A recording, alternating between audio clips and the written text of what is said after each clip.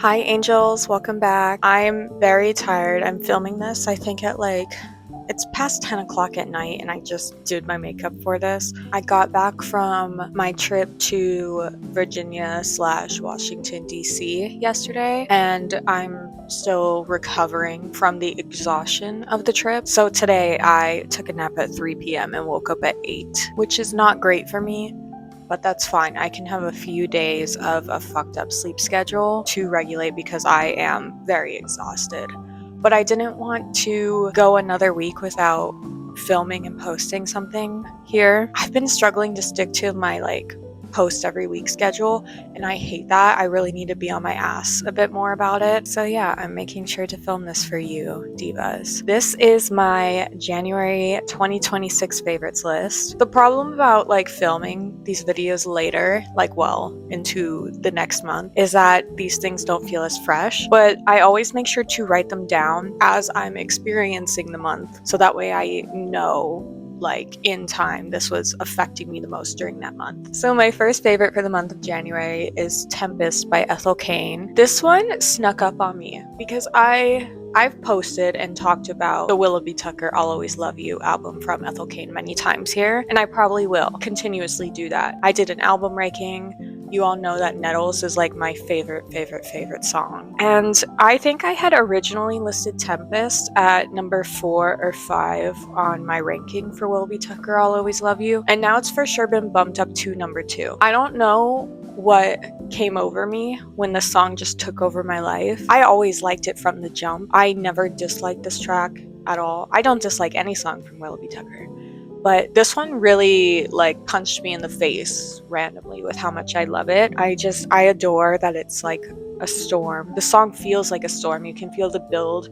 You can feel the cycling of the wind as it goes through. It's very cyclical, which I really enjoy. I love the repetition of 3 different verses. I think that's really clever, especially since it's from Willoughby's perspective, which I think is really fucking cool. And I didn't know that until recently, which is always really cool to discover more things about songs and albums that you love, especially from an artist like Ethel Cain, who creates entire narratives and storylines and characters for this fictional world that she expresses through music. I think that's just so brilliant. I love that it's about Willoughby wanting to leave, but also kind of wishing for death as well. You can interpret it either way. Him leaving Ethel in this relationship, physically, but also you can see it as him wanting to leave this earth completely. I love that. I love when songs go into that kind of darker depth for the emotions. You can really feel what he's feeling inside, represented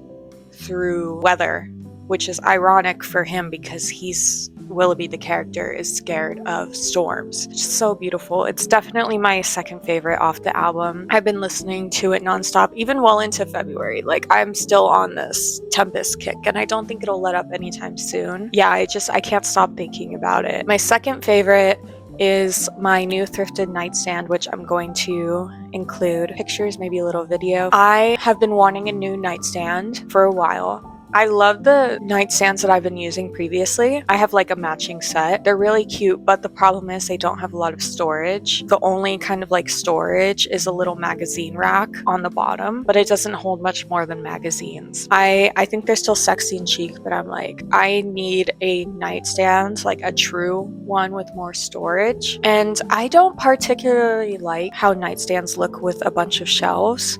I think some can pull it off really well. However, the ones that I liked were $300 to $400, and I'm not in a position to just spend that when I have 2 working nightstands. So I figured if I can at least get one with a shelf, that'd be great. The kind of vibe color scheme I'm going for in my room is dark wood. I love a dark brown wood. That's my favorite type of furniture piece. I love chrome, silver chrome. I've been trying to incorporate more pieces with that accent because that complements the dark wood so beautifully. And then I also like glass tops, glass tables, all that stuff. I love a blend of mid-century modern, and I can't remember what it's called, like brutalist or like industrial a little bit, with like the chrome and glass and stuff. I love a lot of different aesthetics and vibes, and I'm trying to curate my room into being a sort of like mini apartment for myself because I live at home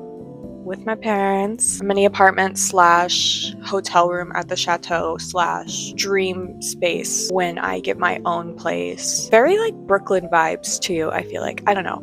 But I found this nightstand while I was thrifting with my friends. And I went into that Goodwill having like no expectations. My friends wanted to go in there. And I usually struggle with finding stuff thrifting. The only two really good pieces I've found thrifting is this antique vintage dressing screen and this nightstand. So towards the end of our little like hunts through the store, they were like, their arms were full of stuff that they loved, and I'm like, I love this for you guys. I'm happy to be a supportive friend while you guys like get your stuff. And to preface this, we had never been to this location before. This was like, I want to say like 45 minutes away. We decided last minute, why don't we try this Goodwill, because we haven't been to this location, let's see what's there. And that one, incredible, way miles better than the one that's local to me. I saw the little nightstand. Its original intent, I believe, is to be an end table in a family room, but oh my god, I knew that was my nightstand, and she was only $35. Literally every nightstand that I had been looking up online to replace one of the divas I had, the lowest price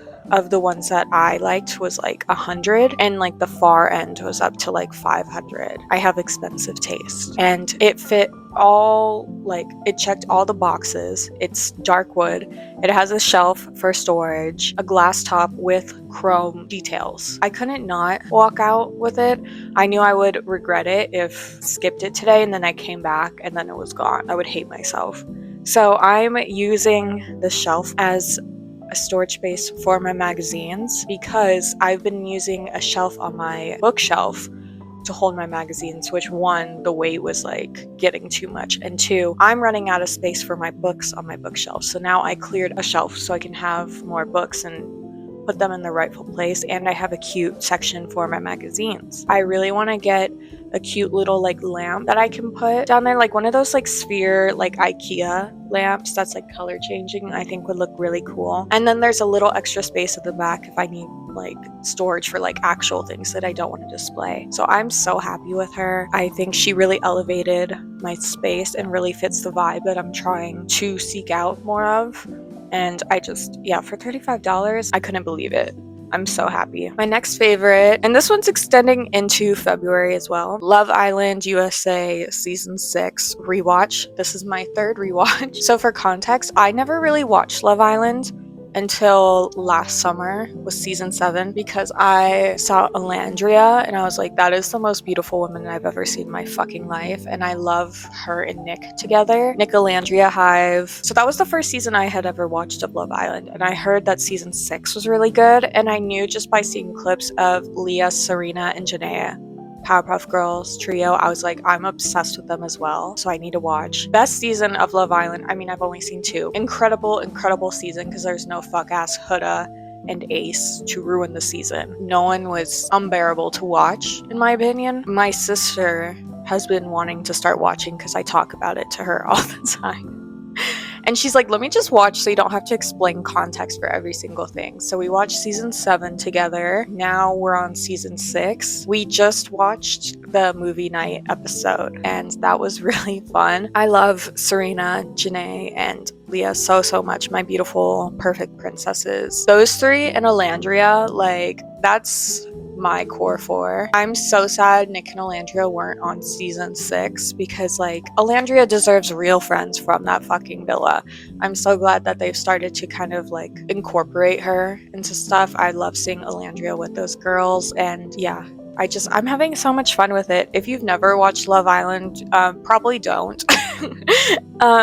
It's very brain rot. You can feel yourself losing brain cells sometimes watching that, especially when you binge watch it, but oh my god, is it so good to just turn your brain off and watch. And season 6 is like incredible. They will never be able to replicate that again on Love Island USA. My next favorite is the movie A Woman is a Woman from 1961. It was not my first film by that director, Jean-Luc Godard, I believe. Not my first film by him, nor my first Anna Karina film. And when I started it, as it was setting up, I was like, this is kind of like low-key mid to me.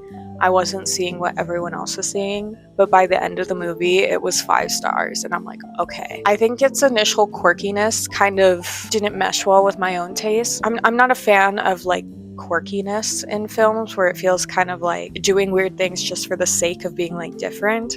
But oh my god, the way it was executed in this movie was so fucking good. It was so charming, so smart. I loved the argument scene between the couple where they were fighting with each other using titles of books to put together sentences so they didn't have to speak to one another. And they did that for hours, and they kept going up to their bookshelves and like finding the books for what they want to say and showing it to them. That was so cool. I really loved that one. I was surprised by how much I loved it, but that's one thing that I really enjoy about watching film is that you never know when something will catch you by surprise. You might go into it thinking like, oh, this shit sucks ass, and then later you're like, that just changed my life. You never really know. You just kind of have to trust the process and see the final product. And alternatively, sometimes you go into a movie thinking like it seems like it's your type on paper, incredibly up your alley, and then by the end of it you're like, wow, that did nothing for me, which is so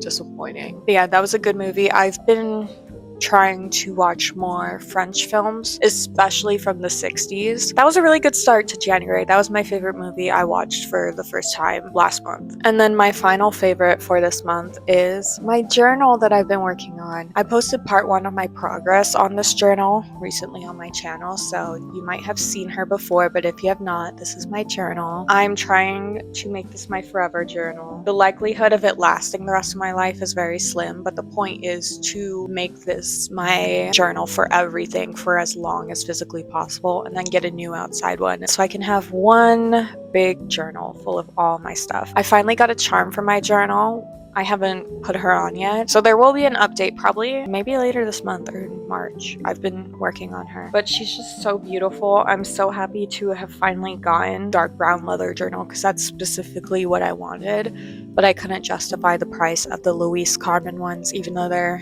beautiful, stunning, gorgeous. This one was $25 from Barnes & Noble, and I've been customizing her, and I'll eventually switch out the journal inserts. But yeah, I added the lace from an upcycled like hair scarf bandana that I wasn't wearing anymore to add to the flap to make it look more vintage looking. It's been making me really happy that I can have one specific journal for like all my needs, and this is the journal I take while I travel, so that way I can still do my morning pages. I have my calendar, I have like all my essentials in here, so that way I don't have to bring 2 or 3 journals like I used to have to do for my different needs. So this is perfect. So that's it for my January 2026 favorites. Hopefully my February favorites won't take as long. I'm shooting for like the first video of March to be my February favorites. That's about it for me. I love you, angels. I hope you're doing well, and I will hopefully see you next Thursday. I'm trying really hard, I promise. Have a beautiful day, and I'll see you next time.